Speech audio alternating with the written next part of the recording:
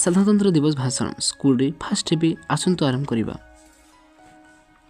ସମ୍ମାନୀ ମୋର ପୂଜାସ୍ପତି ଗୁରୁଜୀ ଗୁରୁମାବୃନ୍ଦ ତଥା ଉପସ୍ଥିତ ମୋର ଛୋଟ ବଡ଼ ଭାଇ ଭଉଣୀ, ପବିତ୍ର ସାଧାରଣତନ୍ତ୍ର ଦିବସ ଉପଲକ୍ଷେ ସମସ୍ତଙ୍କୁ ମୋର ହାର୍ଦ୍ଦିକ ଶୁଭେଚ୍ଛା ଓ ଶୁଭକାମନା। ଏହି ପବିତ୍ର ଦିବସରେ ମୋତେ କିଛି କହିବାର ସୁଯୋଗ ମିଳିବାରୁ ନିଜକୁ ଧନ୍ୟ ମନେ କରୁଛି। ଆଜି ହେଉଛି 76ତମ ସାଧାରଣତନ୍ତ୍ର ଦିବସ। ଏହି ଶୁଭ ଅବସରରେ ତିରଙ୍ଗା ପତାକା ପାଇଁ ପଦଟିଏ କହି ମୁଁ ମୋର ବକ୍ତବ୍ୟ ଆରମ୍ଭ କରିବାକୁ ଚାହିଁବି। ना मुझे तन चाहिए ना मुझे धन चाहिए, मुझे तो बस मेरा वतन चाहिए और काम कुछ ऐसे करके जाना है, अगर मैं मर भी जाऊँ तो बस तिरंगा ही कफन चाहिए।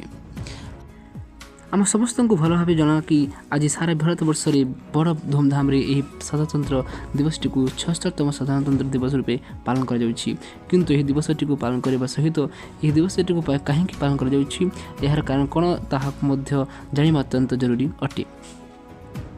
1947 मसीहा अगस्ट मास 15 तारिख दिन भारत वर्ष स्वाधीन है। समस्त भारतवासी स्वाधीनतार स्वाद चखिलु किंतु सेते बेले देशवासी निजक एक श्रृंखलार डोरी बांधिबा लगी देश में कौन से आईन कानून प्रस्तुत हो नथिला। सेथिपई देशर तत्कालीन राष्ट्रपति तथा संविधान सभार अध्यक्ष डॉक्टर राजेंद्र प्रसाद संविधान निर्माण कार्य डॉक्टर बी.आर. आंबेडकर को देथिले। Doctor B R. आंबेडकर नेतृत्व में गठित कमिटी द्वारा 2 वर्ष 11 मास 18 दिन में भारतर संविधान प्रस्तुत करागला। यह संविधान 1949 मसीहा नवेम्बर मास 26 तारिख दिन संविधान सभा द्वारा गृहीत है एवं 1950 मसीहा जनवरी मास 26 तारिख दिन सारा देश में कार्यकारी है। प्रत्येक भारतवासी एक श्रृंखलार आशासन डोरी बांधि हुई निजक निज हाथे शासन कले। तेणु यही दिन ठारू जनवरी 26 तारिख दिनटी गणतंत्र दिवस रूपे पालन कर आसुअछि।